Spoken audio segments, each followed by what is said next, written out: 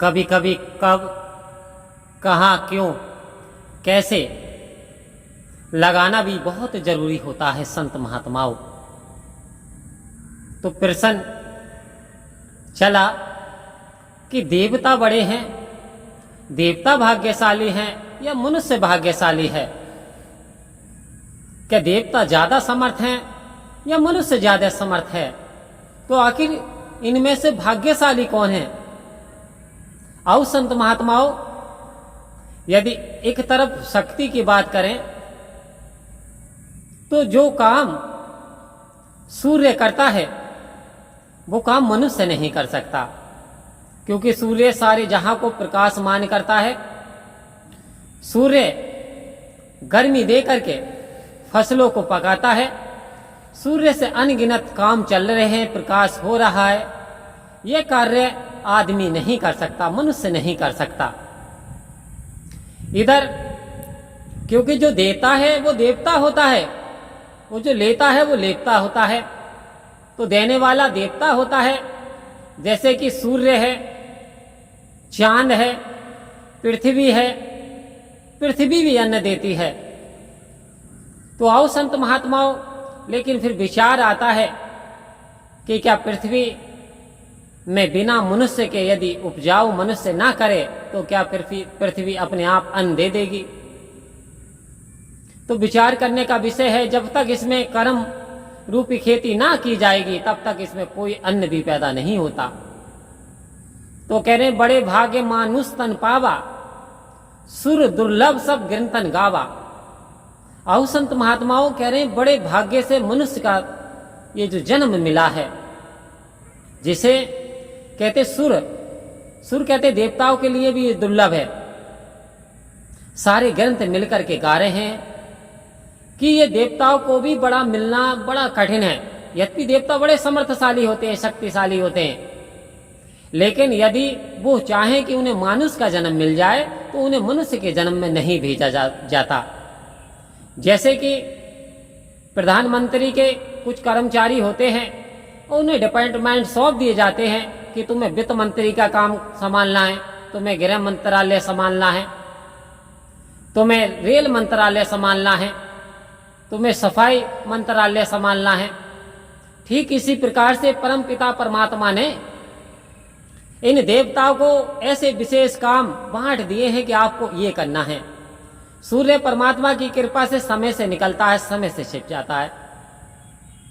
जितने भी तारों की बात कर लें, ये सब ईश्वर की कृपा से सारे काम होते हैं, ईश्वर की आज्ञा का ये पालन कर रहे हैं। लेकिन फिर भी कह रहे हैं तो फिर ये महान हुए, तो आखिर भाग्यशाली कौन है? आओ संत महात्माओं, एक मनुष्य होता है।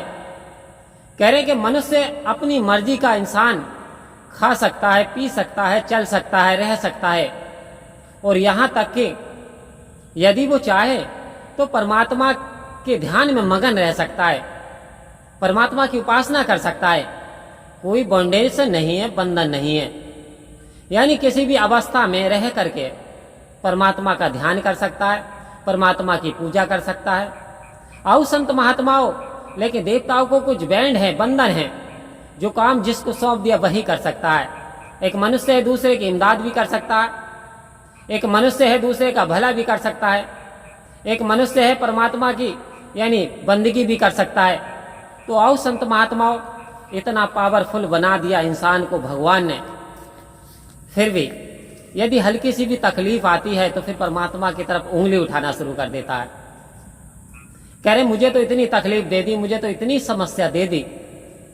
आओ संत महात्माओं, क्या मालिक ने तुम्हारे लिए समस्या बचा करके रखी थी? क्या मालिक को तुमसे कोई दुश्मनी थी? कहते जी दूसरा देख लो, बड़ा चंगा, बड़ा माला माल, मस्त रह रहा हो, कि मैं हूं, मैं तंग हाल हूं, मैं परेशान हूं। ऐसी शिकवा शिकायत जब करते हैं तो कहते हैं करनी करे तो क्यों करे, क्यों करके पछताए, कांटे बोए बबूल के तो आम कहां से खाए।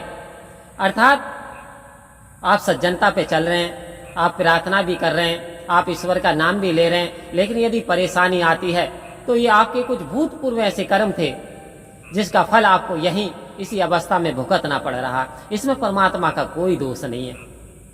तो आओ संत महात्माओं, परमात्मा स्वयं इस मनुष्य के घट में बैठ करके, और जब ये घट में बैठ जाता है तो वास्तव में उस व्यक्ति के बारे न्यारे हो जाते हैं, संसार के लिए वो लाभदायक हो जाता है। क्योंकि जिस घट में ये परमपिता परमात्मा वास कर ले, संत महात्माओं कहने ही क्या, समझ ले कि नूर और नूर हो जाता है। और वैसे तो कह दिया कि जिधर देखता हूं उधर तू ही तू है, हर से में जलवा तेरा हूबू है। आओ संत महात्माओं, इधर कहा कि पूत कपूत तो क्यों धन संचय, और पूत सपूत तो क्यों धन संचय। कह रहे मनुष्य चिंता क्यों करता, अगर पूत सपूत है तो कमा करके खा लेगा, और यदि पूत कपूत है तो जितना आपने जोड़ा था वो सब का सब उड़ा देगा, चाहे वो शराब में उड़ाए, चाहे वो जुए में उड़ाए, चाहे अन्य दुर्व्यसनों में वो उड़ा देगा। तो कहा कि चाहा गई चिंता मिटी, मनवा बेपरवाह, जिसको कछु नहीं चाहिए सोई तो शहंशाह। आओ संत महात्माओं, वास्तव में हम शहंशाह हैं। यदि हमारी ये चाहत, यदि ये इच्छा, यदि ये तीव्र वासनाएं हमारी समाप्त हो जाती हैं। समाप्त कब होती हैं? जैसे कि एक सागर में जब नदी का मिलन हो जाता है तो नदी की जो रफ्तार है वो थम जाती है, नदी का जो प्यास है वो बुझ जाती है, क्योंकि अब समंदर से मिल गई। जिस दिन सतगुरु की कृपा से हमें ब्रह्म ज्ञान मिल जाता है, निरंकार के दर्शन होते हैं, आओ संत महात्माओं, फिर सतगुरु के वचनों को हम पालन जीवन में कर लेते हैं। समझ लो धीरे धीरे सतगुरु की कृपा, आत्मिक शांति, दया, प्रेम, करुणा, नफरत का नामो निशान नहीं रहता। ऐसी कृपा बरसती रहती है और आत्मा खुशहाल हो जाती है। तो आओ संत महात्माओं, सबसे बड़ा भाग्यशाली बता दिया है कि मनुष्य सबसे बड़ा भाग्यशाली है।